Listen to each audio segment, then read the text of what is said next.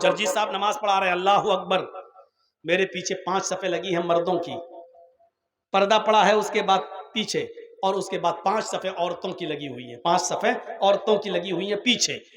پہلی صف میں مرد ہیں، مرد کی پہلی صف ثواب کے اعتبار سے سب سے بہتر ہے، 5 صفیں پوری ہو گئی، مردوں کی پچھلی صف سب سے بری ہے، ثواب کے اعتبار سے سب سے کم ثواب۔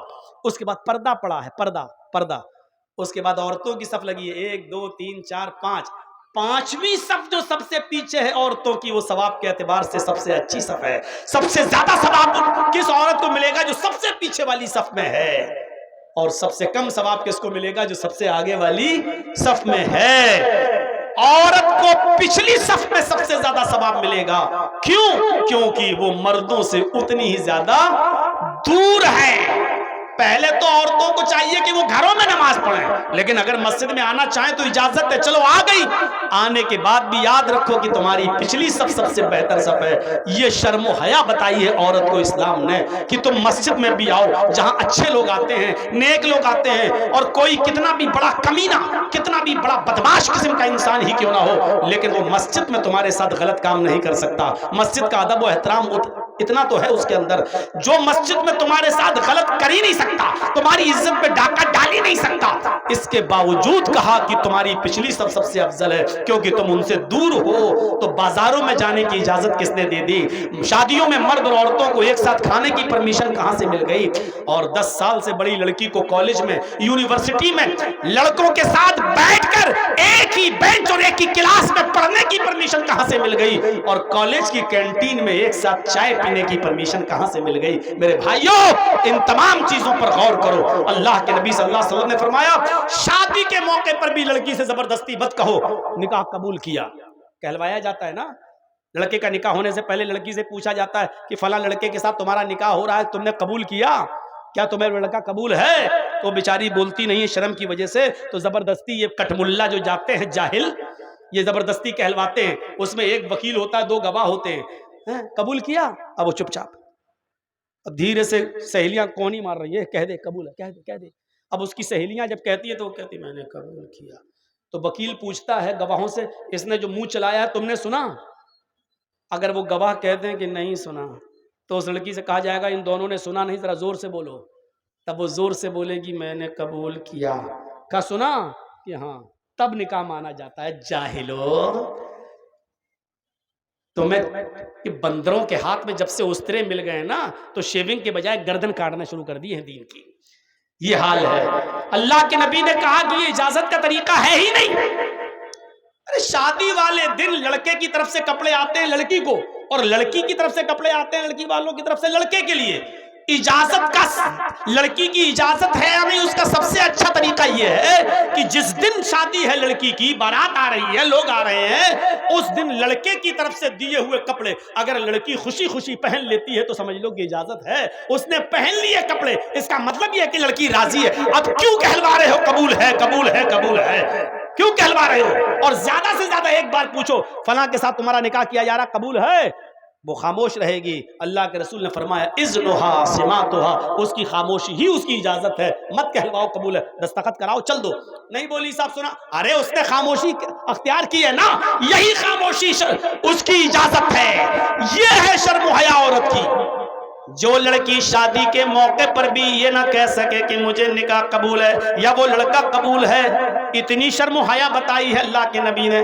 لیکن یہ رات کے 1 بجے بھی ابھی جائیے گا نا تو ابھی بھی چونچے چل رہی ہوں گی موبائل پہ، ہیلو آئی لو یو، یہ وہ، جیسے کبوتر ہوتے ہیں نا گڈر گن کرتے ہیں، ایسی ان کی چونچیں چل رہی ہوں گی، اور ابھی بھی رات بھر باتیں کر۔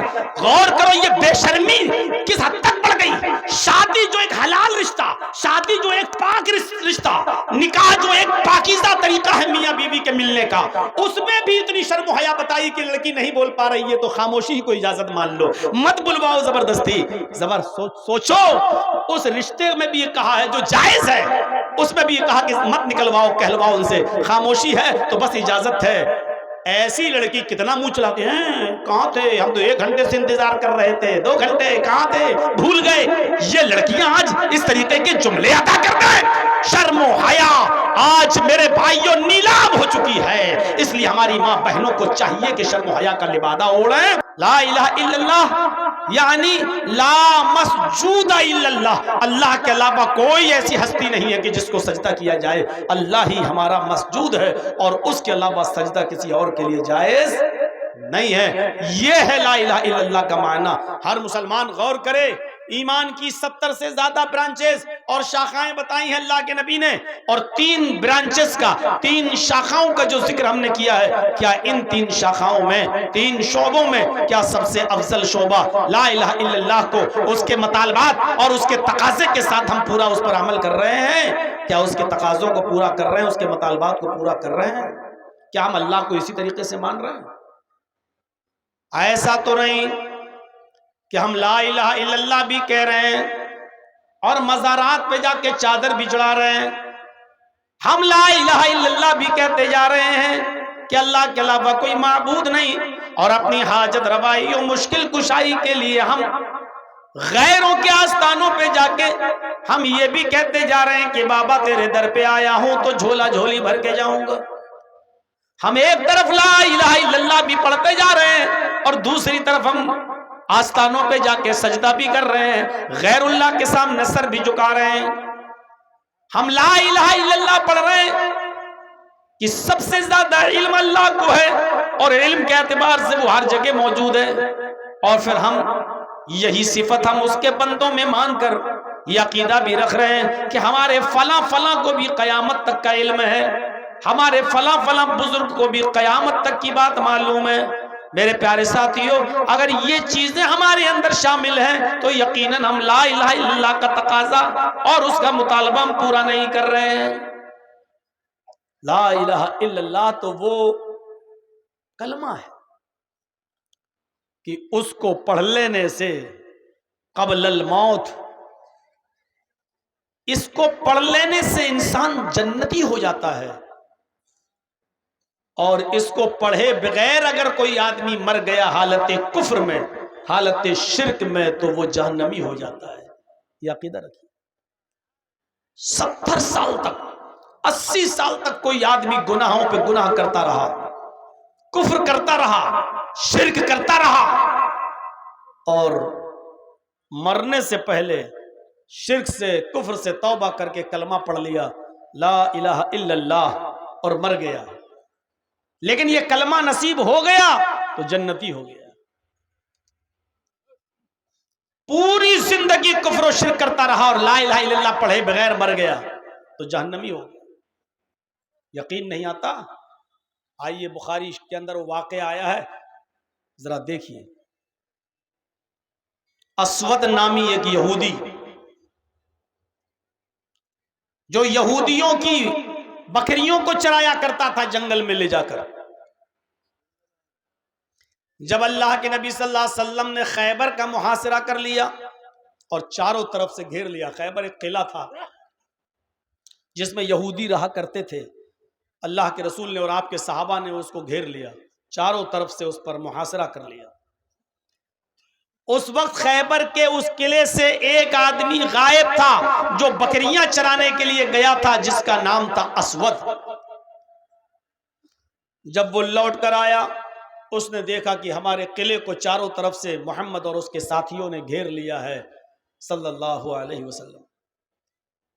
تو اس نے صحابہ سے کہا کہ اے صحابیوں، میں تمہارے نبی سے محمد الرسول اللہ سے ملنا چاہتا ہوں۔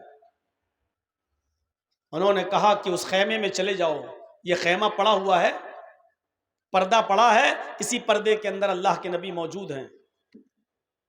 وہ گیا، سوچ رہا تھا کہ محمد الرسول اللہ کے باڈی گارڈ لگے ہوں گے، نامور آدمی، صحابہ جس کی عزت کرتے ہیں، جب محمد الرسول اللہ کھکارتے ہیں آ کر کے، جب زمین پر تھوکتے ہیں تو صحابہ کرام تو اس تھوک کو بھی زمین پر گرنے نہیں دیتے، بلکہ اس کو اپنے ہاتھوں پر مل کر اپنے جسم پر مل لیتے ہیں تبرکن۔ تو کتنی عزت ہوگی محمد کی۔ سوچ رہا تھا کہ وہ بہترین قالین پر بیٹھے ہوں گے، کئی باڈی گارڈ ہوں گے ان کے، لیکن جب خیمے کا پردہ ہٹا کر وہ یہودی وہ اسود دیکھتا ہے تو کیا دیکھتا ہے کہ محمد الرسول اللہ کچی زمین پر کھجور کے پتوں کی بنی ہوئی چٹائی پر بیٹھے ہوئے ہیں، کھجور کے پتوں کی بنی ہوئی چٹائی پر تشریف فرمائے۔ اس نے صحابہ سے کہا ارے مجھے تمہارے نبی سے ملنا ہے، کسی معمولی آدمی سے نہیں ملنا۔ صحابہ نے بتایا یہی محمد الرسول اللہ صلی اللہ علیہ وسلم ہے۔ تعجب کر گیا، جس کے بارے میں اتنا سنا اور وہ اتنی سمپل زندگی، اتنی سادہ زندگی، اندر جاتا ہے۔ اللہ کے نبی صلی اللہ علیہ وسلم سے ملاقات کی غرض سے آپ نے اس کو اپنے پاس آنے کی اجازت دے دی۔ گفتگو ہونے لگی، شروع ہو گئی بات چیت۔ کہنے لگا اسود اے محمد الرسول اللہ، آپ کی دعوت کیا ہے؟ آپ کا پیغام کیا؟ آپ کا میسج کیا ہے؟ آپ کی تعلیم کیا ہے؟ آپ نے فرمایا بس میری دعوت صرف ایک ہے، زیادہ نہیں، ایک ہی دعوت لے کر میں آیا ہوں اور اسی دعوت کو عام کر رہا ہوں، اور وہ دعوت ہے لا الہ الا اللہ۔ اس بات کی گواہی دے دو کہ اللہ کے علاوہ کوئی معبود نہیں۔ اس نے کہا اگر اس دعوت کو میں نے مان لیا تو میرے لیے کیا ہے؟ آپ نے فرمایا لکل جنہ، اگر اس دعوت کو تم قبول کر لیتے ہو تو تمہارے لیے جنت ہے، اور اگر اس دعوت کو تم قبول نہیں کرتے اور اس دعوت کو قبول کیے بنا مر گئے تو تمہارے لیے جہنم ہے۔ وہ اسود جانتا تھا لا الہ الا اللہ اگر کہہ دوں گا تو لا الہ الا اللہ کا مطلب کیا ہے، ہمیں کیا کیا چھوڑنا پڑے گا، کن کن چیزوں کو ہمیں ترک کرنا پڑے گا۔ وہ لا الہ الا اللہ کا معنی ہم مسلمانوں سے زیادہ جانتا تھا۔ وہ جانتا تھا کہ محمد رسول اللہ صلی اللہ علیہ وسلم جس لا الہ الا اللہ کا کلمہ ہمارے منہ سے نکلوانا چاہتے ہیں، اس کا مطلب یہ کیا ہے، ہمیں کن کن کو چھوڑنا پڑے گا، کن کن کی عبادت ترک کرنا پڑے گی، کن کن سے مدد مانگنا ترک کرنا پڑے گا۔ وہ اس بات کو اچھی طریقے سے جانتا تھا۔ کہنے لگا محمد ابن عبداللہ اگر میں نے یہ کلمہ پڑھ لیا تو میرے لیے کیا ہے؟ فرمایا لکل جنہ، تیرے لیے جنت ہے۔ اس نے کہا آتی یدک ابایک علی الاسلام، اپنا ہاتھ بڑھائیے میں اسلام لاتا ہوں، اپنا ہاتھ بڑھائیے میں کلمہ پڑھتا ہوں۔ اللہ کے نبی نے اپنا ہاتھ بڑھایا، اس نے بھی نبی کے ہاتھ میں اپنا ہاتھ دیا اور کلمہ پڑھ لیتا ہے اشہد ان لا الہ الا اللہ وان محمدن عبدہ ورسولہ۔ یہ کلمہ پڑھ کر لا الہ الا اللہ کا اقرار کر کے وہ اسلام لے آیا، کلمہ پڑھ لیا۔ کہنے لگا اب میرے لیے کوئی کام بتائیے۔ اے اللہ کے نبی اسلام تو لے آیا، اب میرا کام کیا ہے؟ اے اللہ کے رسول میں اسلام لے آیا، اب میں کیا کروں؟ ابھی تک تو میں یہودیوں کی بکریاں چراتا ہوں، اب کیا کروں جب اسلام لے آیا ہوں؟ اب بیوی بچوں کو پالنا ہے، پوسنا ہے، کھلانا ہے، پلانا ہے، اب میں کیا کروں؟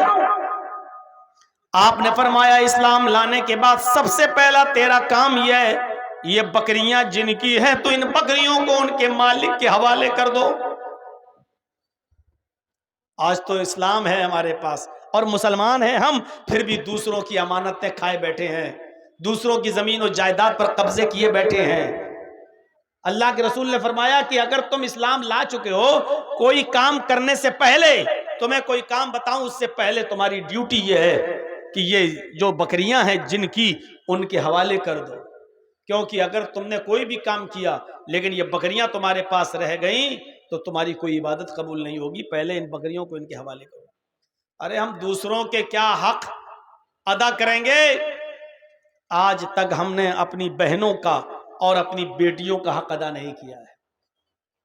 یہاں بیٹھے ہیں بڑے بڑے بوڑھے لوگ بھی ہوں گے، اب مرے کہ تب مرے، قبر میں پیر لٹکا ہے، وہ جانتے ہیں کہ 70 سال کی میری زندگی ہو چکی ہے، 5 6 سال 10 سال بھی چل جاؤں تو بہت بڑی بات، لیکن ان سے پوچھو کیا تم نے وصیت کر دی کہ میرے مرنے کے بعد میرا ترکہ، میرا چھوٹا ہوا مال میری سب اولادوں میں، بیٹے اور بیٹیوں میں برابر برابر تقسیم ہوگا؟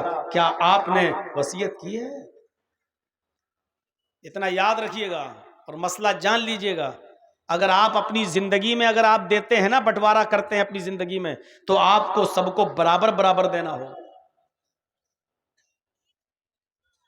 آپ نے 10x10 کا روم اگر لڑکے کو دیا ہے تو 10x10 کا روم آپ کو اپنی بیٹی کو بھی دینا پڑے گا، کیونکہ زندگی میں ترکہ تقسیم نہیں ہوتا، ترکہ تو مرنے کے بعد ہی تقسیم ہوتا ہے، لیکن زندگی میں اگر آپ فیصلہ کرنا چاہتے ہیں کہ میری زندگی میں ہم اپنی اولاد کو دے جائیں تو آپ کو برابر برابر دینا ہوگا، جتنا لڑکے کو اتنا ہی لڑکی کو۔ ہاں، مرنے کے بعد ایک الگ معاملہ ہے، جب آپ کا ترکہ تقسیم ہوگا تو جتنا لڑکے کا حصہ ہے اس سے آدھا آپ کی بیٹی کو ملے گا، وہ ایک الگ مسئلے آ جاتے ہیں۔ آپ نے کیا اپنی زندگی میں انصاف کیا؟ کیا آپ نے اپنی وراثت میں اپنی بہن کو بھی کے لیے بھی وصیت کی کہ میری بہن کا بھی حصہ ہے؟ مجھے معلوم ہے پچھلی سال جب رمضان کا مہینہ آیا تھا اور میں اپنے شہر میں اٹاوا میں تھا، روزے کی حالت میں مسجد میں جب میں گیا ظہر کی نماز کے لیے، جمعرات کا دن تھا، تو میں وضو بنا رہا تھا جب مسجد میں، تو وضو سے فارغ ہونے کے بعد ایک لڑکا مسئلہ پوچھتا ہے کہ مولانا ایک بات بتائیے، ابھی ہم جو کلہ کر رہے تھے وضو بناتے وقت ایسے پانی، تو کلہ کرنے کے بعد زبان میں تھوڑا پانی تو لگا ہی رہتا ہے، بھائی آپ نے ایسے لیا پانی، جو کلہ کیا تو پانی تو تھوڑا سا زبان میں لگا ہی ہے، آپ دانتوں سے ایسے تھوڑی کرتے ہیں، ایسے تھوڑی کرتے ہیں، آپ نے پانی لیا کلہ کیا، اب زبان میں جو پانی لگا رہ گیا، چپکا رہ گیا، تھوک نگلتے وقت وہ پانی جو زبان میں چپکا ہے اگر وہ حلق کے راستے سے پیٹ میں چلا جائے تو اس سے روزے پہ کوئی فرق پڑتا ہے کہ نہیں پڑتا ہے؟ میں نے کہا یار یہ تو بڑا نیک آدمی ہے، دیکھو کیسا مسئلہ پوچھ رہا ہے بیچارہ۔ میں نے اس سے کہا کہ تم نے مسئلہ تو اچھا پوچھا ہے، لیکن کل جمعہ ہے، انشاءاللہ جمعے کے خطبے میں وہ مسئلہ بیان کروں گا، سب کو فائدہ ہو جائے گا، تمہارے اکیلے کو کیا ہے، کل ہم جمعے میں بتا دیں گے انشاءاللہ۔ اگلے دن جمعہ تھا، وہ پہلی صف میں آ کے بیٹھا ہوا تھا کہ آج مولانا صاحب مسئلہ بتائیں گے اور لوگوں سے میں کہوں گا کہ دیکھو میں نے پوچھا تھا۔ مجھے ایک دن کا جو موقع ملا، اس ایک دن میں مجھے میرے محلے کے اور گاؤں کے لوگوں نے بتایا مولانا کیا پوچھ رہا تھا، میں نے کہا کل بتاؤں گا انشاءاللہ جمعے میں۔ ارے وہ تو بڑا بے ایمان آدمی ہے، بڑا کمینہ آدمی ہے، وہ مسئلہ پوچھتا ہے آپ کے پاس آتا ہے، اس نے اپنی بہنوں کا حق مارا ہے، اپنی بیٹی کا حق مارا ہے، اپنے بیٹوں کو دے دیا اپنی زندگی میں کہ جاؤ یہ تمہارا یہ تمہارا، اور بیٹیوں کی شادی کر دی، اس کو کچھ دیتا ہی نہیں، کہتا نہیں بیٹیوں کا کیا ہے، شادی کر تو دی، جہیز دے تو دیا، نہ اپنی بہن کو دیا نہ بیٹیوں کو دیا۔ اب دوسرے دن جب جمعے کا دن تھا، میں نے خطبہ دیا اور آدھے گھنٹے کا ہی خطبہ ہوتا ہے، میں نے اسی خطبے میں بیان کیا کہ لوگ مسئلہ پوچھتے ہیں، زبان کا چپکا ہوا پانی اگر حلق کے راستے سے پیٹ میں چلا جائے تو روزے پہ فرق پڑتا ہے کہ نہیں پڑتا ہے؟ اتنا اہم سوال، اتنا اہم مسئلہ، لیکن پوچھنے والے لوگ ایسے ہیں جو اپنے بیٹیوں کا اور اپنی بہنوں کا حق مار کے کھا گئے، وہ لوگ یہ مسئلہ پوچھتے ہیں کہ روزے پہ فرق پڑتا ہے کہ نہیں پڑتا ہے۔ میرے بھائیوں، نبی اکرم صلی اللہ علیہ وسلم نے اسلام قبول کرنے کے بعد اسود کو کیا بتایا؟ اے اسود، سب سے پہلے تمہارے پاس جو دوسروں کا مال ہے بکریاں، ان کو ان کے مالکوں کے حوالے کر دو۔ اسود نے کہا ٹھیک ہے۔ اسود ان بکریوں کو لے کر گئے اور خیبر کے قلعے کے دروازے پر ان بکریوں کو چھوڑ دیا، کیونکہ وہ بکریوں کو وہیں تک لاتے تھے اور وہیں چھوڑ دیتے تھے، بکریاں وہیں سے اپنے اپنے گھر چلی جاتی تھیں۔ جب قلعے میں بکریاں داخل ہو گئیں تو بکریاں اپنے اپنے مالکوں کے گھر پہنچ گئیں، اپنے اپنے گھر چلی گئیں۔ اسود آئے اور کہنے لگے اللہ کے نبی، میں نے بکریوں کو ان کے مالکوں کے حوالے کر دیا، جن کی بکریاں تھیں میں نے ان تک پہنچا دی، اب مجھے بتائیے کہ اب میرا کیا کام ہے؟ اسلام لایا ہوں، کلمہ میں نے پڑھا ہے، اب میں کیا کام کروں؟ مجھے کوئی کام بتائیے۔ نماز کا وقت نہیں تھا، اگر نماز کا وقت ہوتا تو اللہ کے نبی کہتے کہ اسود تم نماز پڑھ لو۔ رمضان کا مہینہ بھی نہیں تھا، اگر رمضان کا مہینہ ہوتا تو اللہ کے نبی کہتے اسود تم روزہ رکھو۔ حج کا بھی سیزن نہیں تھا، اگر حج کا سیزن ہوتا تو اللہ کے نبی کہتے اسود اب تم حج کرنے کے لیے چلے جاؤ۔ نماز کا وقت نہیں، رمضان کا مہینہ نہیں، حج کا سیزن نہیں، اللہ کے نبی نے فرمایا اسود تلوار اٹھاؤ اور فلاں فلاں جگہ پر ہمارے صحابہ جنگ لڑ رہے ہیں، تم بھی اس جنگ میں شامل ہو جاؤ، تم بھی اس جنگ کے اندر شریک ہو جاؤ۔ اگر زندہ واپس آ گئے تو غازی کہلاؤ گے، اور اسی جنگ میں اگر قتل کر دیے گئے تو شہید ہو جاؤ گے، اور شہید کے لیے جنت ہے۔ اسود نے تلوار اٹھائی اور میدان جنگ میں چلا گیا، اور اسود میدان جنگ میں لڑا، اس نے 2 کافروں کو قتل بھی کیا، اس نے 2 کافروں کو مارا بھی، لیکن ابھی میدان جنگ میں لڑ ہی رہا تھا کہ اسود کی گردن پر بھی تلوار چل جاتی ہے اور اسود بھی قتل کر دیا جاتا ہے۔ ابھی اسلام لایا تھا، اب شہید ہو جاتا ہے۔ صحابہ کرام اس کو پہچان بھی نہیں پا رہے ہیں کہ یہ کون ہے۔ یہ آیا، ہماری طرف سے لڑنا شروع کیا، 1-2 کافروں کو مارا اور خود مر گیا۔ یہ کون آدمی ہے؟ ہم تو اس کو جانتے نہیں ہیں، یہ آج ہی اس کو دیکھ رہا ہوں، یہ کون آدمی ہے؟ اللہ کے نبی کو بلایا گیا، ایک اجنبی آدمی قتل کر دیا گیا ہے، ہماری طرف سے لڑ رہا تھا، مارا گیا ہے، ہمیں معلوم نہیں کہ وہ مسلمان ہے یا نہیں، ہم اس کو دفن کریں یا کیا کریں، ہم اس کی جنازے کی نماز پڑھیں یا نہ پڑھیں۔ اللہ کے نبی صلی اللہ علیہ وسلم کو جب خبر دی گئی تو نبی اکرم صلی اللہ علیہ وسلم آئے، اور آنے کے بعد آپ نے اسود کی لاش دیکھی، اسود کی باڈی دیکھی، شہید پڑا ہے، اسود کی گردن پہ تلوار چلی ہوئی ہے۔ اللہ کے نبی کی آنکھوں میں آنسو آ گئے اور روتے ہوئے فرمایا صحابیو یہ تمہارا بھائی ہے، آج ہی تو اسلام لایا ہے، آج ہی تو اس نے کلمہ پڑھا ہے، اشہدو ان لا الہ الا اللہ، آج ہی تو اس نے یہ کلمہ پڑھ کر اسلام قبول کیا ہے اور میدان جنگ میں آ گیا۔ جس وقت اس نے کلمہ پڑھا تھا نماز کا وقت نہیں تھا، رمضان کا مہینہ نہیں تھا، حج کا سیزن نہیں تھا، اس لیے ڈائریکٹ میں نے جہاد کے لیے بھیج دیا ہے، اور یہاں بھی آیا تو قتل کر دیا گیا، شہید ہو گیا۔ آئے میرے ساتھیوں، آئے میرے صحابیوں، یہ پہلا وہ شخص ہے جس نے ایک وقت کی بھی نماز نہیں پڑھی، ایک بھی روزہ نہیں رکھا، ایک بھی حج نہیں کیا، لیکن اللہ نے اس کو جنت کے اندر داخل کر دیا، صرف اس لیے کہ اس نے آج یہ کلمہ پڑھا تھا اشہدو ان لا الہ الا اللہ۔ غور کرو، کلمہ پڑھا، ایک وقت کی نماز نہیں، ایک بھی روزہ نہیں، اور کہاں گیا؟ جنت کے اندر۔ کیوں؟ لا الہ الا اللہ۔ اگر یہ کلمہ نہ پڑھا ہوتا تو کہاں جاتا؟ اگر اس کلمے کو پڑھے بغیر مر گیا ہوتا تو اس کا ٹھکانہ کہاں ہوتا؟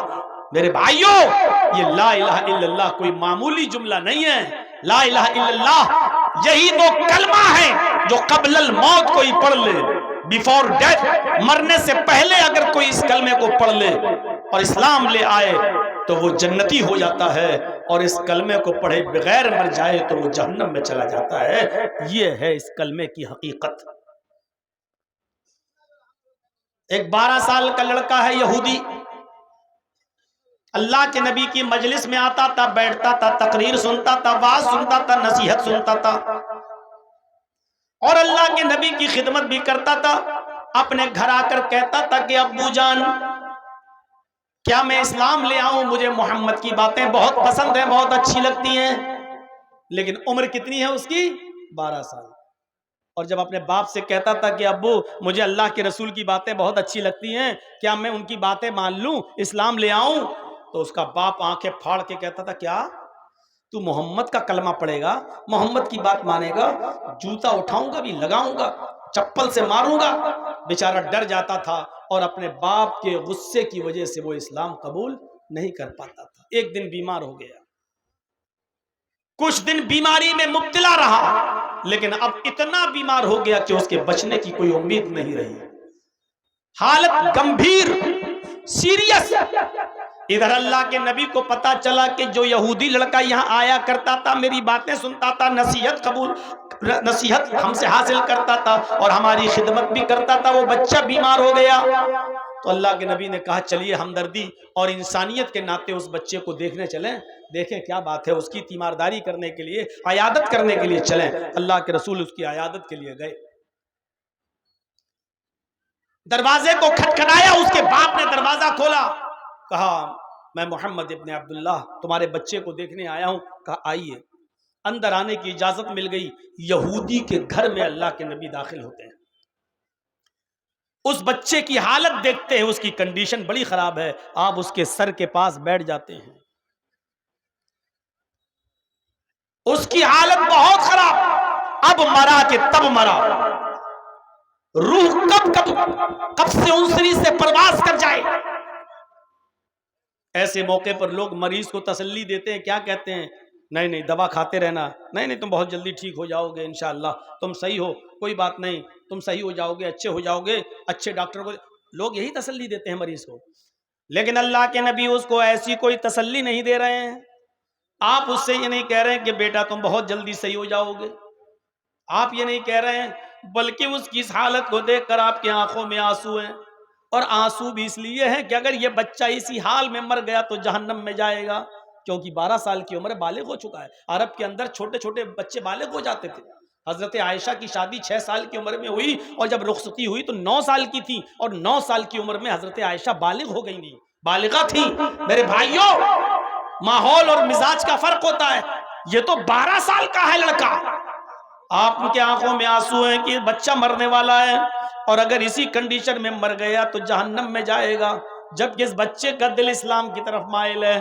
آپ اس بچے کو تسلی نہیں دے رہے ہیں، آپ ہی نہیں کہہ رہے ہیں کہ بیٹے تم جلدی صحیح ہو جاؤ گے، بلکہ اس بچے کے سر پر، اس لڑکے کے سر پر آپ ہاتھ رکھتے ہیں، اور ہاتھ رکھ کر کہتے ہیں قُلْ یا غلام لا الہ الا اللہ، اے بچے لا الہ الا اللہ کہہ دو، اے غلام لا الہ الا اللہ کہہ دو۔ غلام عرب کے اندر کسی بھی چھوٹے سے بچے کو بھی کہا جاتا تھا۔ آپ نے اس سے کہا قل یا غلام لا الہ الا اللہ، بیٹا لا الہ الا اللہ پڑھ لے، بچے لا الہ الا اللہ کا اقرار کر لے، پڑھ لے۔ اس نے نبی کے چہرے کو دیکھا، پھر اپنے باپ کے چہرے کو دیکھا کہ میرا باپ کیا کہتا ہے۔ اس کے باپ کو آج رحم آ گیا، اور باپ کہنے لگا کہ بیٹا تمہارا دل محمد رسول اللہ کی طرف لگا رہتا تھا، تم پہلے بھی یہی چاہتے تھے، تمہارا پہلے بھی یہی دل تھا کہ میں محمد رسول اللہ کی باتوں پر ایمان لے آؤں، اور آج بھی تم مجھے دیکھ رہے ہو، تمہارا آخری وقت ہے۔ اے میرے بیٹے میں نہیں چاہتا کہ مرتے وقت میں تمہارا دل توڑوں۔ اس باپ کی زبان سے نکلا اطیع ابا القاسم یا بنیا، اطیع ابا القاسم، اے میرے بیٹے تم ابو القاسم کی بات مان لو، تم محمد رسول اللہ کی بات مان لو، یعنی اللہ کے نبی تم سے جو کہہ رہے ہیں تم ان کی بات مان لو، یعنی کلمہ پڑھنا چاہو تو کلمہ پڑھ لو، میری طرف سے اب ڈرنے کی ضرورت نہیں ہے، میں کھلی چھوٹ دیتا ہوں۔ اب اس بچے نے جو 12 سال کا تھا، اپنے باپ کی پرمیشن سنی، اجازت سنی، تو فوراً کہنے لگا اشہد ان لا الہ الا اللہ، اشہد ان لا الہ الا اللہ۔ اس نے یہ کلمہ پڑھا، اور کلمہ پڑھتے ہی وہ اسلام لے آیا، کلمہ پڑھتے ہی وہ مسلمان ہو گیا، کلمہ پڑھتے ہی اسلام کے دائرے کے اندر وہ داخل ہو گیا۔ اور تعجب تو یہ کہ جیسے ہی اس نے کلمہ پڑھا اشہد ان لا الہ الا اللہ، ابھی کلمہ نکلا ہی تھا کہ اس کی کلمے کے ساتھ ساتھ اس کی روح بھی قبض عنصری سے پرواز کر گئی، اس کا انتقال بھی ہو گیا۔ وہ یہودی بچہ جو ابھی کلمہ پڑھا، کلمہ پڑھنے کے بعد اس کا انتقال ہو گیا، اس کی روح بھی نکل گئی۔ سب دیکھ رہے ہیں، دھڑکنیں بند، سانس بند۔ نبی اکرم صلی اللہ علیہ وسلم جو اس کے پاس بیٹھے تھے، جب آپ کو یقین ہو گیا کہ یہ بچہ انتقال کر گیا، یہ بچہ مر گیا، لیکن اب چہرے پر رونا پن نہیں، چہرہ بگڑا ہوا نہیں، بلکہ آپ کے چہرے پر مسکراہٹ آ گئی، اور آپ اس کے سر کے پاس سے اٹھے اور کھڑے ہو کر یہ جملے آپ نے اپنی زبان سے ادا کیے، الحمدللہ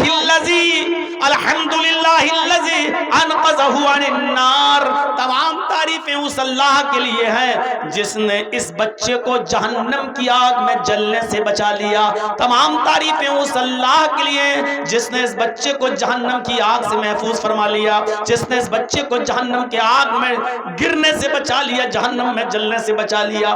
میرے بھائیوں، 12 سال تک وہ بچہ کافر رہا، 12 سال تک اپنی منمانی کرتا رہا، 12 سال تک اسلام نہیں لایا، ایمان نہیں لایا، اور جب مرا کلمہ پڑھ کر اشہدو اللہ الہ الا اللہ، تو تعجب تو یہ کہ مرنے کے بعد ایک وقت کی بھی نماز نہیں پڑھا، ایک دن کا بھی روزہ نہیں رکھا، ایک بھی حج نہیں کیا، تھوڑا سا مال بھی غریبوں اور مسکینوں میں اللہ کی راہ میں صدقہ اور خیرات نہیں کیا، لیکن اللہ کے نبی کیا کہہ رہے ہیں؟ الحمدللہ الذی انقذہ عن النار، تمام تعریفیں اس اللہ کے لیے جس نے اس کو جہنم کی آگ سے بچا لیا۔ یہ بچہ کلمہ پڑھتے ہی جنت کے اندر داخل ہو گیا، جہنم کی آگ سے بچا لیا گیا۔ یہ ہے کلمہ لا الہ الا اللہ۔ اس کلمے کو کلنکت ہونے سے بچاؤ۔ لا الہ الا اللہ بھی پڑھو اور کہو بابا 10 سالیں ہو گئیں، 15 سالیں ہو گئیں، بیٹا نہیں ہو رہا ہے، بیٹی نہیں ہو رہی ہے، مجھے بیٹا دلا دو، بیٹی دے دو۔ یہ کلمے کو کلنکت کرنا ہوا، یہ کلمے پر داغ لگانا ہوا، اور ایسے کلمے کی کوئی ضرورت نہیں اللہ کو کہ تم اللہ کو بھی پکارو اور دوسرے کو بھی پکارو، نہیں، خالصتاً للہ، صرف اللہ کو پکارا جائے گا، بس اللہ سے مانگا جائے گا، بس۔ اچھا، 2 واقعے میں نے آپ کے سامنے رکھ دیے، اور دونوں نے ایک وقت کی نماز نہیں پڑھی اور کہاں گئے؟ جنت میں۔ ایک اسود اور دوسرا یہ۔ آئیے اب ایک واقعہ میں آپ کو ایسا بتاتا ہوں کہ آپ تعجب کریں گے۔ پوری زندگی نبی کی خدمت کی، نبی کا ساتھ دیا، لیکن مرتے وقت کلمہ نصیب نہیں ہوا۔ نبی کی خدمت کرنے کے باوجود وہ آدمی کہاں گیا؟ جہنم میں گیا۔ واقعہ سنا ہوگا نا آپ نے، ابو طالب کا۔ کون تھے؟ نبی کے چچا۔ خدمت کتنی کی؟ خدمت کتنی کی آپ کو اندازہ نہیں۔ اللہ کے، یہاں سے اندازہ لگائیے، اللہ کے نبی جناب محمد رسول اللہ صلی اللہ علیہ وسلم جب پیدا ہوئے تو باپ کا چہرہ نہیں دیکھا۔ اللہ کے نبی جب اپنی ماں کے پیٹ سے باہر آئے تو باپ کا چہرہ نہیں دیکھا۔ باپ پہلے ہی انتقال کر چکے تھے 2 مہینہ۔ اے بھائیہ جس کو اٹھنا ہو ابھی سے اٹھ کے چلے جاؤ یار، ایک ایک کر کے اٹھ رہے ہو، ڈسٹرب کر رہے ہو سامنے سے۔ باپ کا چہرہ نہیں دیکھا، اور جب محمد الرسول اللہ کی عمر 6 سال کی ہوئی، اور 6 سال کتنا بڑا بچہ ہوتا ہے آپ کو اپنے دماغ میں رکھیے، 6 سال کا بچہ۔ جب نبی اکرم کی عمر 6 سال کی ہوئی تو کہاں آئے؟ اپنی ماں کے ساتھ مدینے آئے۔ یسرب اس کا پرانا نام تھا، یسرب۔ مدینے آئے اپنے ننیال، اپنے نانا ماموں کے یہاں۔ اور جب ماں 1 مہینہ مدینے میں رہنے کے بعد جب مکے کی طرف پھر لوٹنے لگی تو مدینے سے کچھ ہی تھوڑی دوری پر ایک مقام تھا جس کا نام تھا مقام ابوا، اور وہیں پر محمد الرسول اللہ کے باپ عبداللہ دفن تھے۔ ماں اپنے شوہر کی، محمد الرسول اللہ کی ماں اپنے پتی کی، اپنے ہسبینڈ کی قبر کو دیکھنے کے لیے گئی اور اپنے بیٹے سے کہا محمد چلو ہم تمہیں بھی تمہارے باپ کی قبر دکھاتے ہیں، اور جب اشارہ کیا کہ یہ تمہارے باپ کی قبر ہے، وہیں پر ماں اپنے شوہر کی جدائی برداشت نہیں کر سکی، یاد آئی اور اٹیک پڑتا ہے محمد کی ماں آمینہ کو، اور اسی جگہ پر مقام ابوا پہ اپنے شوہر کی قبر کے پاس آمینہ کی بھی روح نکل جاتی ہے۔ باپ کی قبر کو دیکھتے دیکھتے بیٹے نے اپنی ماں کو بھی کھو دیا۔ سوچئے، باپ کی قبر کو ابھی دیکھ بھی نہیں پایا صحیح سے، اور اسی جگہ پر ماں کا بھی انتقال ہو گیا، اور وہیں پر ان کی ماں کو بھی دفن کیا گیا۔ سوچو 6 سال کی عمر میں باپ بھی نہیں، ماں بھی نہیں، اب کس نے پالا؟ عبد المطلب نے۔ لیکن عبد المطلب بھی صرف 2 سال تک پال پائے۔ یہاں 8 سال کے ہوئے محمد ابن عبداللہ، ادھر عبد المطلب بھی چھوڑ کر چلے گئے۔ 8 سال کی عمر میں ابو طالب نے اپنے ہاتھ میں لیا اپنے بھتیجے کو، اور 8 سال سے لے کر 25 سال تک اپنے پاس رکھا، کھلایا پلایا، پال پوس کر بڑا کیا، اور 25 سال کی عمر میں پہلی شادی حضرت خدیجہ سے کرائی جن کی عمر 40 سال تھی میرے بھائیوں، اور 40 سال کے جب آپ ہوئے تو آپ کو نبوت ملی۔ سوچئے 8 سال سے لے کر 40 سال تک ابو طالب نے خیال رکھا یہ 32 ایئر 32 سال کی زندگی ابو طالب اپنے پاس رکھے رہے، کھلاتے رہے، پلاتے رہے، پروان چڑھاتے رہے. اور جب اللہ کے رسول کو رسالت ملی، نبوت ملی، اور آپ نے جب توحید کی دعوت دی تو دشمنوں سے بچاتے رہے، حفاظت کرتے رہے، یہاں تک کہ جب دشمنی حد سے آگے بڑھ گئی اور تمام کافرین مکہ متفق ہو کر نبی ابو طالب کے پاس آئے اور کہنے لگے کہ ابو طالب اب پانی بہت آگے چڑھ گیا ہے، سر سے اوپر چڑھ چکا ہے، تمہارے بھتیجے کی لنترانی اب ہم نہیں سنیں گے، بہت الٹا سیدھا غلط سلط ہمارے معبودوں کے بارے میں تمہارا بھتیجا بول چکا ہے، اب اس کی زبان پر کنٹرول کرو، اور نہیں کرتے ہو تو ہم اس کو اپنے حساب سے سزا دیں گے، بعد میں یہ مت کہنا کہ میرے بھتیجے کا قتل کر دیا، میرے بھتیجے کو مار ڈالا.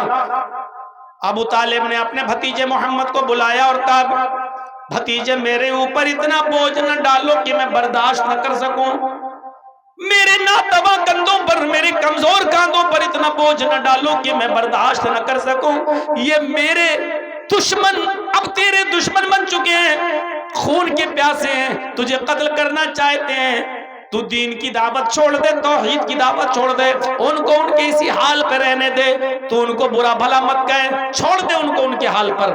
اللہ کے نبی صفائی پیش کر رہے ہیں، اے چچا میں برا بھلا کہاں کہتا ہوں، میں تو صرف اتنا کہتا ہوں لا الہ الا اللہ کہہ دو کامیاب ہو جاؤ گے، میں تو صرف یہ کہتا ہوں کہ ایک اللہ کی عبادت کرو، ایک اللہ کو پکارو، ایک اللہ کے سامنے سر جھکاؤ، ایک اللہ کی عبادت کرو، اس کے علاوہ تو میں کچھ نہیں کہتا.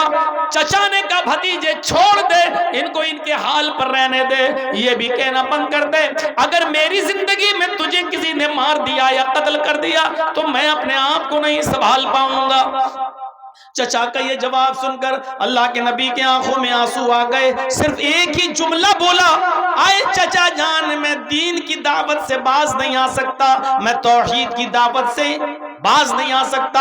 اگر یہ کافرین مکہ سورج اکھاڑ کے لائیں اور داہنے ہاتھ پہ رکھ دیں، چاند اکھاڑ کے لائیں بائیں ہاتھ پہ لا کر رکھ دیں، پھر بھی میں دعوت دیتا رہوں گا، دین کی تبلیغ کرتا رہوں گا. آپ کی آنکھوں میں آنسو تھے اور آپ اپنے چچا سے یہ کہہ کر جا رہے تھے اگر آپ کو بھی میری مدد نہیں کرنی ہے تو ہٹ جائیے راستے سے، آج کے بعد ہم آپ کو تنگ نہیں کریں گے، آپ کے اوپر بوجھ نہیں بنیں گے، میں اب جا رہا ہوں دوسری طرف. جب آپ نے پیٹھ پھیری روتے ہوئے تو چچا نے آواز دیا اے محمد ابن عبداللہ یا ابن اخی، آئے میرے بھائی کے بیٹے، آئے میرے بھتیجے ادھر آؤ. اللہ کے نبی آتے ہیں، جی چچا میں تیری آنکھ میں آنسو بھی نہیں دیکھ سکتا، تجھے تیرے رب نے جو دعوت دے کر بھیجا ہے جا کھل کر وہ دعوت دے، دیکھتا ہوں میری زندگی میں تیرا کون کیا کرتا ہے، تیرے اوپر کھروچ بھی اگر آ گئی تو میری تلوار میان سے باہر نکل جائے گی، دیکھتا ہوں کہ کون کیا کہتا ہے تجھے، جا تجھے جو دعوت کا حکم دیا گیا ہے تو اس کام کو پورا کر. چچا نے اجازت دے دی باوجود اس کے کہ خطرہ تھا کہ دشمن کہیں محمد کو قتل نہ کر دیں. میرے پیارے ساتھیوں دعوت دیتے رہے اور ایک دن آیا یہی چچا بیمار ہو گئے، مرض الموت میں مبتلا ہو گئے، آخری وقت آیا چچا کا ابو طالب کا، اب مرے کہ تب مرے. تو اللہ کے رسول اپنے چچا کے پاس بیٹھ گئے، وہی آنکھوں سے آنسو آ رہے تھے، اس لیے نہیں کہ میرے چچا کا انتقال کا وقت قریب ہے بلکہ اس لیے کہ میرے چچا نے کلمہ نہیں پڑھا ہے، اور بغیر کلمے کے اگر یہ میرا چچا اس دنیا سے چلا گیا تو جہنم میں جائے گا. آپ کہتے ہیں قل یا امی لا الہ الا اللہ، اے میرے چچا اپنی زبان سے لا الہ الا اللہ کہہ دو، آئے میرے چچا اپنی زبان سے لا الہ الا اللہ کہہ دو. اور چچا جواب دیتے ہیں نہیں. اللہ کے نبی نے آگے جو جملہ کہا وہ سنیے گا بڑے غور سے. آپ نے کہا چچا اگر آپ کو ڈر ہے کہ لوگ سن لیں گے اور بعد میں تانے ماریں گے کہ دیکھو اپنے باپ دادا کا دین چھوڑ دیا، تو ایک کام کریے. اللہ کے رسول نے اپنا کان بڑھا دیا، اپنے چچا کو اٹھا لیا اور چچا کا منہ اپنے کان میں لگا دیا اور کہا قل یا امی فی اذنی لا الہ الا اللہ، آئے میرے چچا میرے کان میں پڑھ دیجئے لا الہ الا اللہ. کسی کو پتہ نہیں چلے گا، ہم جانیں آپ جانیں، بس میرے کان میں پڑھ دیجئے، میرے کان میں کہہ دیجئے لا الہ الا اللہ۔ قیامت کے دن میں اللہ سے گواہی دوں گا، اے اللہ مرتے وقت میرے چچا نے میرے کان میں لا الہ الا اللہ پڑھا، تو بخش دے، اور انشاءاللہ میں اللہ سے بحث حجت کر کے آپ کو بخشوا لوں گا، اللہ کے سامنے گواہی دے کر میں آپ کو جنتی بنوا دوں گا، اللہ سے سفارش کر کے میں آپ کو جنت میں لے جاؤں گا، میرے کان میں پڑھ دیجئے لا الہ الا اللہ، کسی کو پتہ نہیں چلے گا۔ لیکن چچا ابو طالب کہتے ہیں بھتیجے میں نہیں چاہتا کہ میں مرتے وقت اپنے باپ کا اپنے دادا کا دین چھوڑوں، آئے میرے بھتیجے میں نہیں چاہتا کہ مرنے کے بعد میرے لوگ یہ کہیں کہ دیکھو ابو طالب اپنے باپ دادا کا دین چھوڑ گیا، بد دین ہو کر مرا، بے دین ہو کر مرا۔ آئے میرے بھتیجے سوری، میں تمہارے کان میں بھی لا الہ الا اللہ نہیں پڑھ سکتا، میں چپکے سے بھی لا الہ الا اللہ کا اقرار نہیں کروں گا۔ آئے میرے بھتیجے میں اسی دین پہ مرنا چاہتا ہوں جو میرے باپ کا میرے دادا کا دین تھا۔ ابو طالب نے کلمہ نہیں پڑھا اور ابو طالب کا انتقال ہو گیا، بغیر کلمہ پڑھے مر گئے۔ پوری زندگی نبی کی خدمت کی، پوری زندگی نبی کی سیوا کی، پوری زندگی نبی کو چاہا، پوری زندگی نبی کو مانا، پوری زندگی نبی کا ساتھ دیا، لیکن کلمہ پڑھے بغیر مر گئے۔ کہاں گئے؟ جہنم میں۔ اور ایک بار اللہ کے رسول نے ہاتھ اٹھا کر دعا بھی کی کہ اے اللہ میرے چچا کو بخش دے، وہ مجھے بہت چاہتا تھا، میری بہت خدمت کی، میری بہت دیکھ ریکھ کی، اللہ میرے چچا کو بخش دے۔ اللہ نے آسمان سے جبریل کو بھیج دیا یہ کہتے ہوئے کہ محمد سے کہہ دو کہ کسی مومن کے لیے جائز نہیں ہے کہ کسی کافر اور مشرک کے لیے دعائے مغفرت کرے۔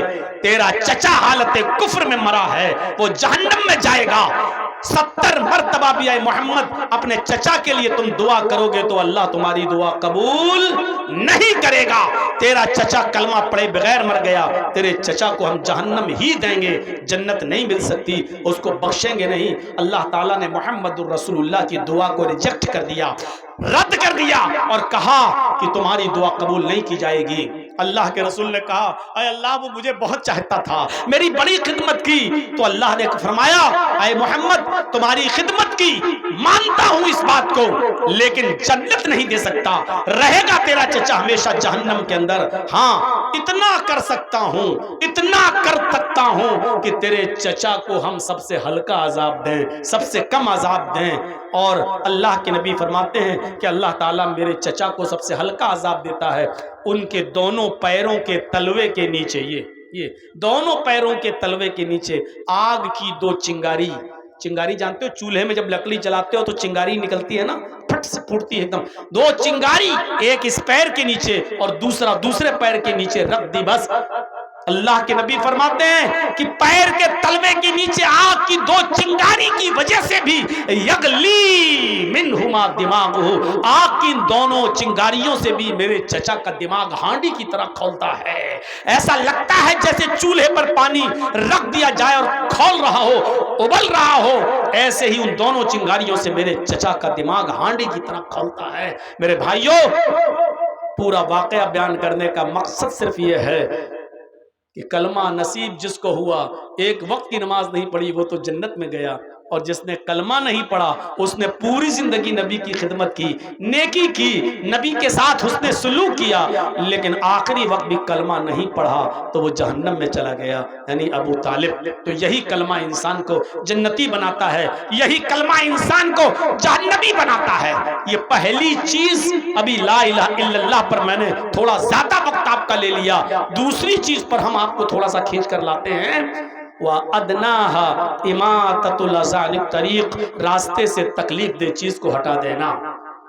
آپ بائک سے جا رہے ہیں یا 4 ویلر سے جا رہے ہیں اور آپ کو بیچ راستے میں کیلے کا چھلکا پڑا ہوا دکھ جائے تو آپ کی ذمہ داری بنتی ہے کہ آپ اپنی گاڑی کو سائیڈ میں لگائیں اور کیلے کے چھلکے کو بیچ سڑک سے ہٹا کر آپ باہر پھینک دیں، کیونکہ آپ تو گزر جائیں گے گاڑی کو دائیں بائیں کر کے، لیکن کہیں کوئی بوڑھا آدمی، کوئی اندھا آدمی اگر اس کا پیر اس کیلے کے چھلکے پر پڑ گیا اور پھسل کے گر گیا تو میرے بھائیوں بڑھاپے میں تو ہڈی جب ٹوٹتی ہے تو جلدی جڑتی نہیں ہے، اس لیے کوئی کانٹا پڑا ہے تو اس کو ہٹا دو، کوئی چھلکا پڑا ہے تو اس کو ہٹا دو، کوئی پتھر پڑا ہے تو اس کو ہٹا دو.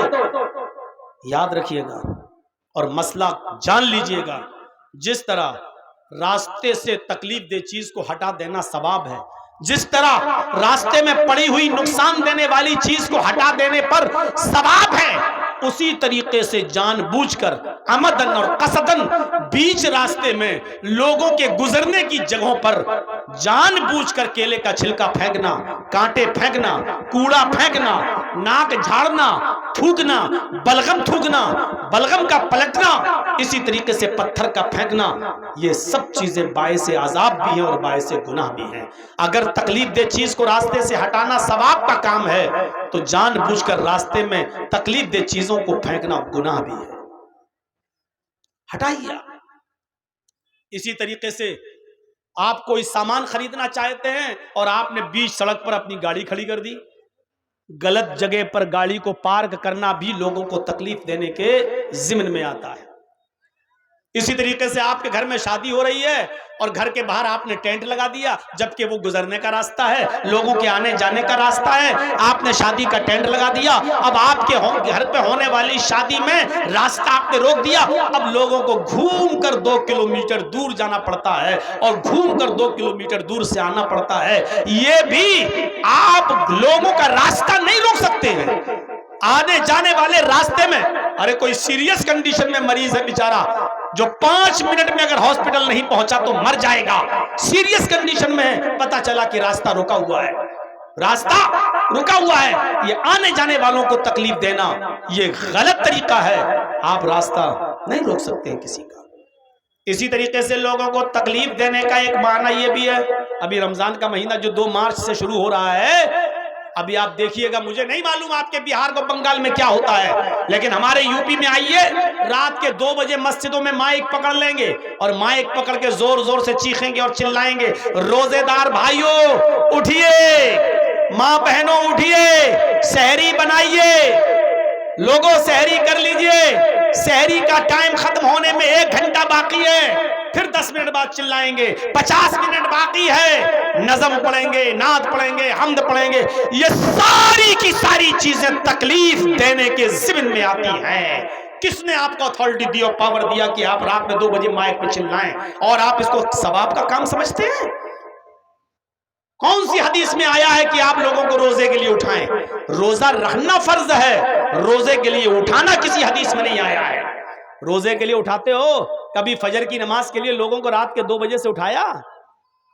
مائک پکڑ کے کہیے لوگوں فجر کی اذان ہونے میں 1 گھنٹہ باقی ہے، اٹھیے اٹھیے، پھر 50 منٹ باقی ہے، اٹھیے، 40 منٹ باقی ہے، اٹھیے.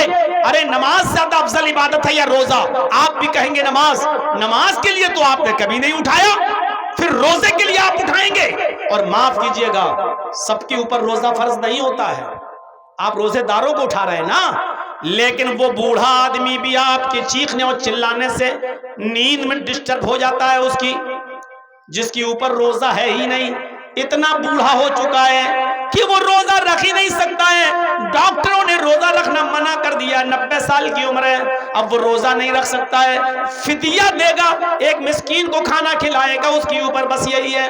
اب آپ روزے کے لیے اٹھا رہے ہیں تو وہ بھی اٹھ رہا ہے. کتنے لوگ ایسے ہیں، ایک تو میرے پاس آیا لکھنؤ میں کہ مولانا ہماری مسجد میں اتنی زور زور سے چلاتے ہیں کہ میرا باپ جس کی عمر 85 سال کی ہو چکی ہے اور بیمار رہتا ہے، مجھے نیند کی گولی دینا پڑتی ہے ڈاکٹر کی لکھی ہوئی.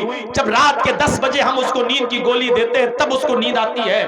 میں نے اس کا پرچہ دیکھا، ڈاکٹر نے اس کی نیند کی گولی میں ڈپران 10 mg لکھا ہوا تھا. 5 mg کی کھانے پر نیند نہیں آتی تھی، ڈپران 10 mg کی لیتا ہے، یہ کھا کر اس کو نیند آ رہی ہے. کہا مولانا جب آواز آتی ہے مسجد کی تو میرا باپ جاگ جاتا ہے اور اس کے بعد پوری رات وہ تڑپتا ہے، وہ بچلتا ہے، پھر اس کو نیند نہیں آتی ہے، وہ برین دماغ ڈپریشن کا شکار ہے، بڑی مشکل سے تو وہ سوتا ہے. لیکن رات کے 2 بجے یہ لوگ چیخ چیخ کر ہمارے باپ کو جگا دیتے ہیں. اس کو دین کا کام آپ سمجھتے ہو کہ رات کے 2 بجے اٹھ گئے اور چلا رہے ہیں اور بوڑھے کی نیند میں ڈسٹرب ہو رہا ہے؟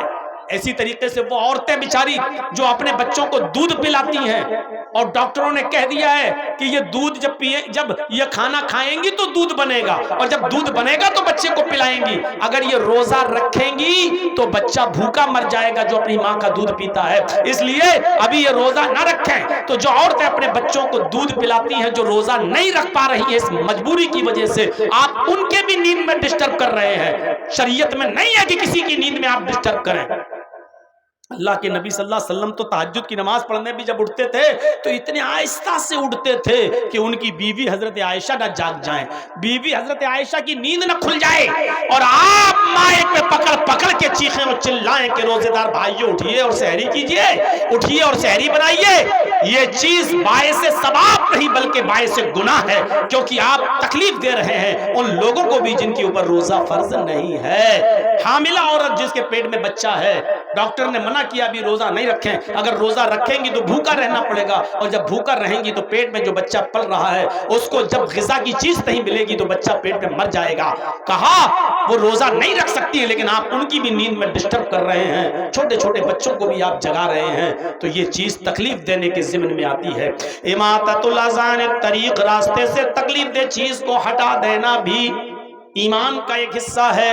اور تیسری چیز اس حدیث میں بتائی گئی ہے والحیاء شعبۃ من الایمان، حیا بھی ایمان کا ایک شعبہ ہے۔ آج شرم و حیا ہمارے معاشرے سے نکل گئی، شرم و حیا ختم ہو گئی۔ بخاری کی حدیث ہے، اللہ کے نبی نے فرمایا اذا لم تستحی فافعل ما شئت، جب تیرے اندر شرم نہ رہی، جب تیرے اندر سے شرم نکال لی گئی تو پھر جو تیرا دل چاہے وہ کر، یعنی جب شرم ہی نہیں رہے گی تو انسان کے دل میں جو آئے گا وہ کرے گا، جو آئے گا وہ کرے گا، شرم نہیں رہی۔ اور اس ویسٹرن کلچر نے، اس پشچمی سمجھتا نے، اس مغربی تہذیب نے آج شرم و حیا کا جنازہ مردوں کے اندر تو چھوڑیے عورتوں کے اندر سے بھی نکال کر رکھ دیا ہے۔ ہمیں نہیں معلوم آپ کے بہار کا حال، ہمیں نہیں معلوم آپ کے بنگال کا حال، آئیے ہمارے اتر پردیش کی طرف اور لکھنؤ کی سرزمین پر بڑے بڑے حاجی، بڑے بڑے نمازی، بڑے بڑے قاری، بڑے بڑے حافظ، بڑے بڑے ملا اور مولویوں کی لڑکیاں انسٹاگرام پر ریل بنا رہی ہیں، سر سے دوپٹے اتر چکے ہیں، اسکرٹ پہن کر اور شارٹ کپڑوں میں ریل بناتی ہیں، وہ بھی بے حیائی کے ساتھ اور یانیت کے ساتھ، اور ننگی ننگی ریل بناتی ہیں، بیہودہ ریل بنا رہی ہیں۔ اور جب حاجیوں، نمازیوں، ملا اور مولویوں کی لڑکیوں کا یہ حال ہے تو پھر بڑے بڑے امیروں کی لڑکیوں کا حال کیا ہوگا، امیر زادیوں کا حال کیا ہوگا، ماڈرن کلچر میں پلنے والی لڑکیوں کا حال کیا ہوگا۔ ویسٹرن کلچر نے، پشچمی سبھیتا نے، مغربی تہذیب نے آج ہماری لڑکیوں کو اتنا بے شرم بنا دیا ہے، تصور کریں آپ۔ گھر میں رہنا ان کو بکواس لگتا ہے، گھر میں رہنا کہتی ہیں یہ چار دیواری میں قید کر کے رکھ دیا ہے۔ واہ میری بیٹیوں، واہ میری قوم کی بچیوں، واہ میری قوم کی بہنوں، اپنے گھر میں رہ کر اپنے باپ کے لیے کھانا بنا دینا شرم کی بات ہے، اپنے بھائی کے لیے کھانا بنا دینا شرم کی بات ہے۔ ایئر ہوسٹس بن کر ہوائی جہاز میں، ایروپلین میں پیسنجرز کو کھانا سرو کرنا ترقی کی بات ہے۔ واہ یہ کون سی عقل پسندی ہے اور عقل کا دائرہ ہے کہ تم اپنے بھائی کے لیے کھانا بناؤ تو یہ ذلت سمجھتی ہو، اپنے گھر میں اپنے باپ کے لیے کھانا بناؤ تو اس کو تم اپنی انسلٹ سمجھتی ہو، اور تم جب ایئر ہوسٹس بن جاؤ تو پیسنجرز کے سامنے کھانا سرو کرو، بریک فاسٹ سرو کرو تو تم اس کو اپنے لیے ترقی کی راہ سمجھتی ہو۔ اپنے گھر میں اپنے بھائی اور بہنوں کے کپڑے دھل دینا اور صاف کر دینے کو تم اپنے لیے شرم سمجھتی ہو، اور ہاسپٹل میں نرس کا کام کر کے مریضوں کا زخم صاف کر دینا اور دوسروں کے کپڑوں کو دھل دینا اس کو تم اپنے لیے قابل فخر سمجھتی ہو۔ اس ویسٹرن کلچر نے ہماری ماں بہنوں کی عقلوں پر کیسا ڈاکہ ڈالا ہے۔ اللہ کے نبی نے سچ فرمایا اذا لم تستحی فافعل ما شئت، جب شرم و حیا نہیں رہی تو جو تیرا دل چاہے وہ کر۔ ہم اہل حدیث ہیں، ہمارے یہاں عورتوں کا مسجد میں نماز پڑھنے آنا جائز ہے، بلکہ اللہ کے نبی نے یہ بھی فرمایا کہ اگر تمہاری عورتیں مسجدوں میں نماز پڑھنے آنا چاہیں تو ان کو مسجدوں میں نماز پڑھنے سے مت روکو، اگر وہ آنا چاہیں تو آنے دو، لیکن اس کے باوجود، اس کھلی ہوئی اجازت کے باوجود اللہ کے نبی کیا کہہ رہے ہیں؟ اے عورتوں تمہارے لیے گھر میں نماز پڑھنا مسجد میں نماز پڑھنے سے زیادہ افضل ہے۔ عورتیں مسجد میں آ سکتی ہیں نماز پڑھنے، عورتیں مسجد میں جا سکتی ہیں نماز پڑھنے۔ عورتوں کو اگر وہ اجازت مانگیں اپنے بھائیوں سے، اپنے باپ سے شادی سے پہلے اور شادی کے بعد اپنے شوہر سے، میں مسجد میں نماز پڑھنے جانا چاہتی ہوں، تو نہ شوہر کو روکنے کا حق ہے، نہ باپ کو، نہ بھائی کو۔ مسجد میں اگر نماز پڑھنے جا رہی ہیں تو ان کو مت روکو۔ اللہ کے نبی نے کہا اجازت دے دو، وہ مسجد میں نماز پڑھنے جا سکتی ہے۔ اس اجازت کے باوجود اللہ کے نبی کیا کہہ رہے ہیں؟ عورتوں کا مسجد گھر میں نماز پڑھنا مسجد میں نماز پڑھنے سے افضل ہے۔ اور جب اللہ کے نبی یہ کہہ رہے تھے اس وقت بھی عورتیں مسجد میں نماز پڑھنے آیا کرتی تھی، کیونکہ ان کا عقیدہ یہ تھا کہ ہم نبی کے پیچھے نماز پڑھیں گے تو ہمیں کتنا ثواب ملے گا، ہم محمد الرسول اللہ کے پیچھے نماز پڑھنے کا شرف ہمیں حاصل ہو رہا ہے۔ نبی کے اس حدیث کے بعد، کہنے کے بعد کہ عورتوں کا گھر میں نماز پڑھنا مسجد میں نماز پڑھنے سے افضل ہے، یہ کہنے کے بعد بھی میرے بھائیوں، اس کے باوجود بھی اللہ کے نبی صلی اللہ علیہ وسلم نے اجازت دی کہ عورتیں مسجد میں آ سکتی ہیں اور جاتی تھیں۔ عورت کا گھر میں نماز پڑھنا مسجد میں نماز پڑھنے سے افضل ہے، پھر برآمدے میں نماز پڑھنا کھلی صحن میں نماز پڑھنے سے زیادہ افضل ہے، پھر گھر کے کمرے میں نماز پڑھنا جہاں وہ اپنے شوہر کے ساتھ سوتی ہے، جہاں وہ اپنے شوہر کے ساتھ رہتی ہے، اور رات میں وہ روم بند کر لیا جاتا ہے، تنہائی والا روم، بیڈ روم جس میں وہ سوتی ہے، اس بیڈ روم میں اس کمرے میں نماز پڑھنا گھر کے برآمدے میں نماز پڑھنے سے افضل ہے۔ سب دیکھ رہے ہیں آپ؟ ترتیب دیکھیے، ترتیب۔ عورت کا اپنے گھر میں نماز پڑھنا مسجد میں نماز پڑھنے سے افضل ہے، کیونکہ وہ مردوں سے دور رہے گی۔ اب گھر میں بھی نماز پڑھنا ہے تو برآمدے میں نماز پڑھنا صحن میں نماز پڑھنے سے افضل ہے، کیونکہ صحن کھلا ہوا ہوتا ہے، آنگن کھلا ہوا ہوتا ہے، اور برآمدہ گھر کے ایک سائیڈ میں ہوتا ہے، تو گھر کے برآمدے میں نماز پڑھنا صحن میں نماز پڑھنے سے افضل ہے۔ اور پھر فرمایا گھر کے کوٹھے میں، کمرے میں، بند روم میں، بیڈ روم میں، وہاں نماز پڑھنا برآمدے میں نماز پڑھنے سے افضل ہے، کیونکہ گھر میں بھی لوگوں کا آنا جانا لگا رہتا ہے، خالہ کا لڑکا، پھوپھا کا لڑکا، چچا کا لڑکا، کچھ بھی ہو، پردہ تو ہے ہی نا، نہ کرتی ہیں وہ الگ بات ہے، لیکن ایک لڑکی کو اپنے چچا کے بیٹے سے بھی پردہ ہے، خالہ کے بیٹے سے بھی پردہ ہے، ماموں کے لڑکے سے بھی پردہ ہے، پردہ ہے تو ہے، سوچئے۔ تو اس لیے ان لوگوں کا تو آنا جانا لگا رہتا ہے۔ جب عورت اپنے بند کمرے میں اور بند روم میں نماز پڑھے گی تو ظاہر بات ہے کہ ان لوگوں سے بھی اس کی ملاقات نہیں ہوگی، تو فرمایا کہ عورت کا بند کمرے میں نماز پڑھنا کھلے ہوئے برآمدے میں نماز پڑھنے سے زیادہ افضل ہے، کیونکہ وہ مردوں سے اتنی زیادہ دور رہے گی۔ یہ شرم و حیا بتائی ہے عورت کی۔ عورت سے کہا گیا جتنا تم مردوں سے دور رہو گی اتنا زیادہ تمہارے لیے فائدے مند ہے، اچھا ہے۔ اور ایک اور حدیث سے آپ اندازہ لگائیے، اللہ کے نبی صلی اللہ علیہ وسلم فرماتے ہیں کہ مسجد میں جو لوگ نماز پڑھنے آتے ہو ان کو آپ نے فرمایا کہ اگلی صف، پہلی صف تمہارے لیے ثواب کے اعتبار سے سب سے افضل صف ہے، سب سے افضل صف ہے۔ اور جو لوگ پہلی صف میں نماز پڑھنے کا ثواب کتنا ہے یہ نہیں جانتے، اگر ان کو معلوم ہو جائے، آئے لوگوں، اگر تمہیں یہ معلوم ہو جائے کہ اگلی صف میں نماز پڑھنے کا ثواب کتنا ہے تو تم لوگ لڑنے لگو گے اگلی صف کے لیے، اگلی صف کے لیے، پہلی صف کے لیے لڑنے لگو گے، قرآن اندازی کی نوبت آ جائے گی، پرچیاں پھینکی جائیں گی پہلے صف میں نماز پڑھنے کے لیے۔ گھر سے تم 2-2 3-3 گھنٹہ پہلے نکلو گے کہ مسجد میں اگلی صف کہیں بھر نہ جائے، اتنا ثواب ہے پہلی صف میں نماز پڑھنے کا۔ لیکن اللہ کے نبی عورتوں سے کیا کہہ رہے ہیں؟ آئے مستورات، آئے عورتوں کی جماعت، یہ اگلی صف میں نماز پڑھنے کا ثواب مردوں کے لیے ہے۔ خیر صفوف الرجال اولها وشرها آخرها، مردوں کی پہلی صف ثواب کے اعتبار سے سب سے بہتر ہے، وشرها آخرها، اور آخری صف، پچھلی صف سب سے بری صف ہے ثواب کے اعتبار سے مردوں کی۔ لیکن عورتوں سے کیا کہہ رہے ہیں؟ اے عورتوں، خیر صفوف النساء آخرها وشرها اولها، اے عورتوں تمہارے لیے پچھلی صف سب سے بہتر ہے، پچھلی صف، سب سے پیچھے والی صف عورتوں تمہارے لیے سب سے بہتر ہے ثواب کے اعتبار سے، اور سب سے آگے والی صف سب سے بری ہے ثواب کے اعتبار سے۔ اب آپ غور کرو۔